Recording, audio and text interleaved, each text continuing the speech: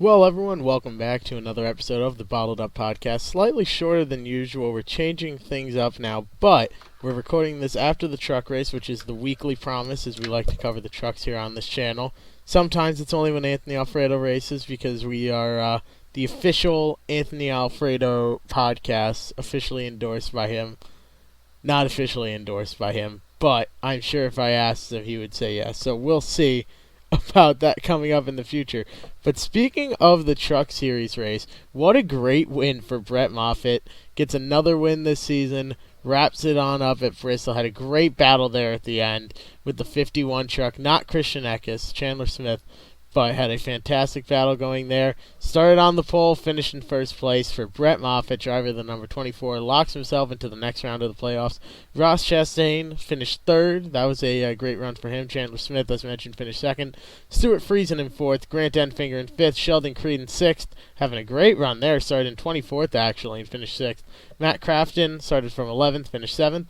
Ben Rhodes in 8th. Todd Gilliland started 17th, finished 9th, and now he's starting to pick up a season. Now that the playoffs have started, boy, that's going to be interesting next season. Who's going to be in the KBM rides? That's going to be quite the silly season talk.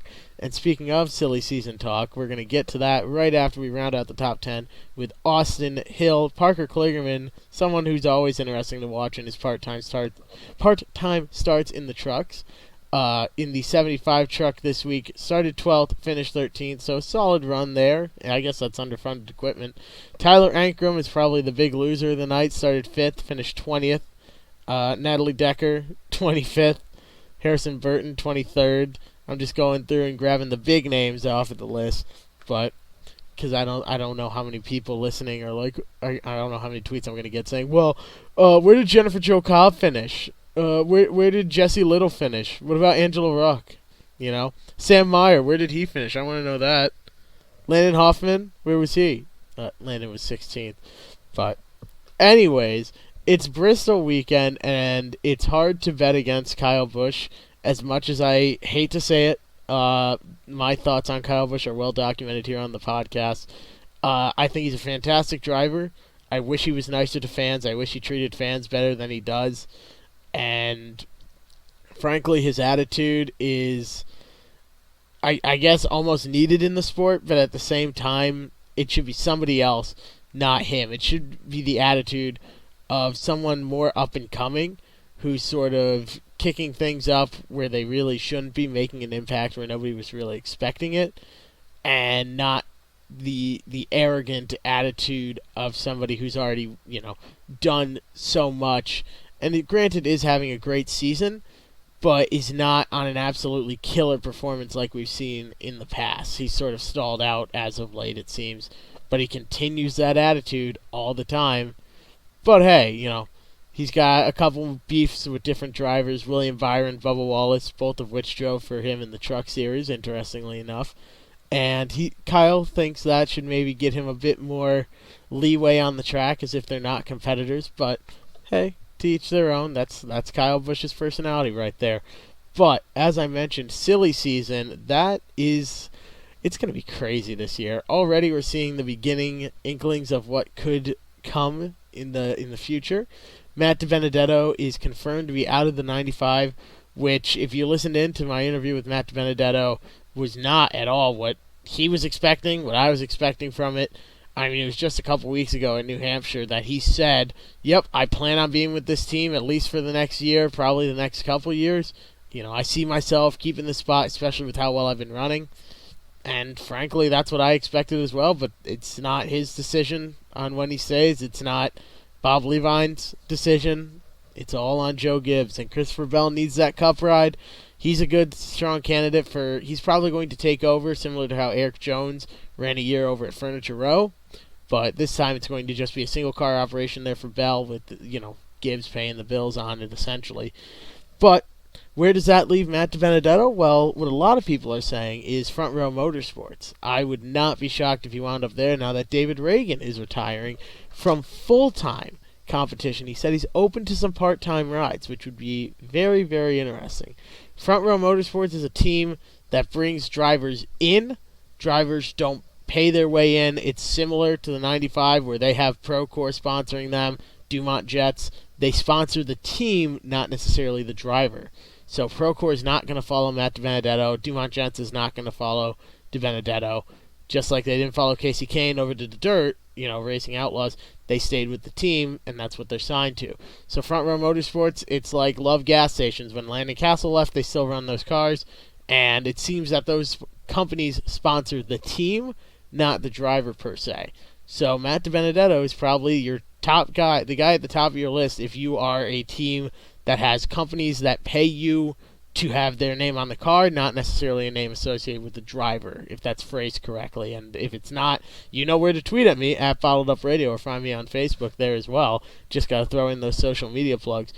But essentially, what that boils down to is Matt DiBenedetto is your go-to guy, because he doesn't have companies that sponsor him personally. He's not bringing the money in. But if you put him in the seat, he's going to get the maximum performance out of that car. You're going to get fans that come with it because he's a very popular guy. And you're going to bring the car home in one piece because he doesn't really wreck the cars very often. He brings the cars home in one piece. He runs solid top 10. He'll run a top 30 car to a top 20 finish on good weeks. And that's his specialty. I don't think Toyota is going to cling to him to the extent that they would prevent him from going to another team. But if Toyota steps in and says, we want to keep DiBenedetto, he will probably go down and run the JGR Xfinity, probably the 18, maybe get Brandon Jones out of the seat, who knows. But that's a whole other conversation on what's going to happen with him. I don't see DiBenedetto going to the trucks, but a solid Xfinity ride and a solid way to contend for the Xfinity Championship, yeah, I could absolutely see that, and I would absolutely see him as one of the favorites to win it. But I think he's going to want to stay up there in the Cup. He wants to get a win more than anything. I mean, he put his career on the line last year just for a chance to have a shot at running at wins that he has now with Leavine Family Racing. Matt DiBenedetto wants to win. It's clear as day. But will he get that opportunity? Who knows? Another thing I did want to bring up, we're going to delve a bit into the short track life here. Originally, there was a poll up on Twitter, at Bottled Up Radio. If you follow me there, you would know about this and probably voted in the poll. But we had a poll going on who would be on this week's episode. If it would be a local driver or like a Cup Series driver, or a NASCAR driver, one of the top 3 series.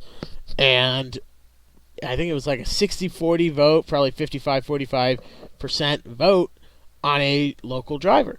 And so I went to Mike Flynn, driver the number 54 SK Light at Thompson and Stafford Motor Speedway. And we had the whole interview set up. We were going to get it done. And on Wednesday night, he was racing over at Thompson and actually got taken out. And just another incident, probably the 3rd time this year, I believe it is, that he's just been he's come home with a wrecked car in an incident that just wasn't his fault. He's just in the wrong place at the wrong time. And I don't say that often. But, gosh, you want a team that is just nothing. If it's not bad luck, then it's no luck at all. And it's really hard to see, so they're not going to be racing at Stafford. I didn't go after the interview after this. Mikey will for sure be on the show. He wants to be on. I would love to have him on. It's just after the car getting completely destroyed and now he's not racing Friday at Stafford, I felt that he's going to want some time to focus on the car and not come on the show and talk about how great racing is and all that when his car is sitting in the garage in pieces because he got wrecked. So Mikey will be on the show. We have Mike Christopher Jr., another Mike, driver of the number 82 SK Modified at Stafford and Thompson, the nephew of the late, great Ted Christopher, probably the greatest modified driver of all time, has the most wins at Stafford, over 100, and had 99 wins at Thompson. And Mike Christopher Jr. got a win there earlier this year, dedicated the win to his Uncle Ted, gave him the 100th win. So he will be on the show. That will be next week's episode, will be Mike Christopher Jr. He is a very busy guy, very busy construction worker when he's not working on the car or racing the car. Absolutely great guy. He's had a bit of a rough season as well. He's yet to win at Stafford. He is my pick to win tomorrow night. What is my tomorrow night? August 17th. And I will be tweeting about all of this, all the stuff at Stafford, because it will be my last night there tomorrow night. So if you want to hear about that, that is over on my Twitter at Bottled Up Radio. Give me a follow over there. We do giveaways on occasion. We talk with fans all the time. We have discussions, not necessarily debates. There's not much arguing that goes on.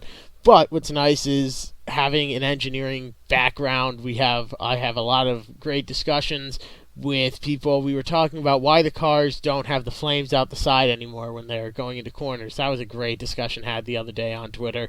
And people jump in and contribute, and sometimes there's race engineers, everything else. It's really cool. I love having those discussions over there with fans of the show and pretty much, I guess, friends of mine now that I meet through Twitter and have the luxury of knowing, and it's just fantastic to do it. The pleasure of knowing, I should say. But I will be tweeting it out. Yeah, tomorrow is my last night at Stafford. It's been an absolutely unbelievable experience being an announcer, and the story of how I ended up there was it was the beginning of the summer. It was like week 2 of the summer for me. I took the first week and I sort of just chilled. And I was like, man, this is going to be the best summer ever. It's going to be great.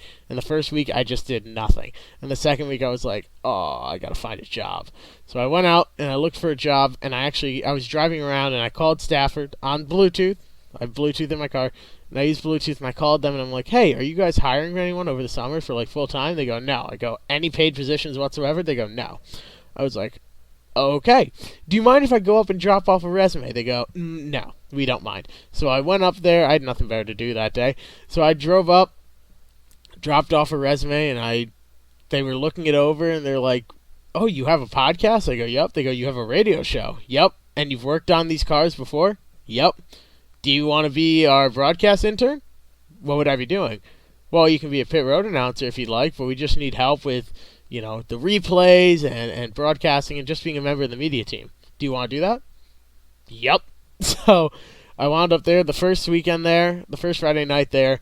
I was actually in the media trailer. I was watching replays and helping figure out which replays to send up to the booth. And from there, I was like, hey, I want to be behind a microphone. And they're like, okay, yeah, sure. Threw me behind a microphone. The team there it's just the best group of people in the world, especially Paul Root, vice president of operations there. Also driver of the number 82 late model, works there. His parents own the track, Mark and Lisa Root. Jack Root is the original owner, Mark is his son, and Lisa's his wife. They own the track. Then there's Paul Root and David Root, their sons. They are both vice presidents there, various things, and the Root family does an incredible job of running the track, and they gave me an opportunity this summer to get behind a microphone for the first time at the legendary Stafford Motor Speedway, and the amount of things I've learned is just unbelievable. I got to work. What was a really cool experience was just working with the other members of the team. I got to meet Kyle Rickey in person, someone who I've grown up listening to on MRN, and work side by side with him and be treated as an equal. Really, we were both doing the same job. He goes, which side? What was really cool is he asked me, which side of pit road do you want to cover? And that sort of made me realize, like, oh, this is something I'm actually doing. I'm getting actual credibility and respect for my job because I'm actually doing this job. I may be an intern on paper, but they're seeing me as an equal. And it was just a really humbling, mind-blowing experience to be able to work with the people that I worked with, John and Dave and Matt and Ben up in the booth. It's just, it's unbelievable. Nicole does a fantastic job over on the Facebook page. She does all the videos post-race, the pre-race web hits she does. It's just, the whole team there works so hard to put together a great show every Friday night, and I think it's just some of the best racing in the world. I also went slightly viral by asking Doug Covey, by using the word heartbroken around Doug Covey, and getting him effing very upset, to put it kindly, and to keep my non-explicit rating on iRating. On iRating, wow, on iTunes.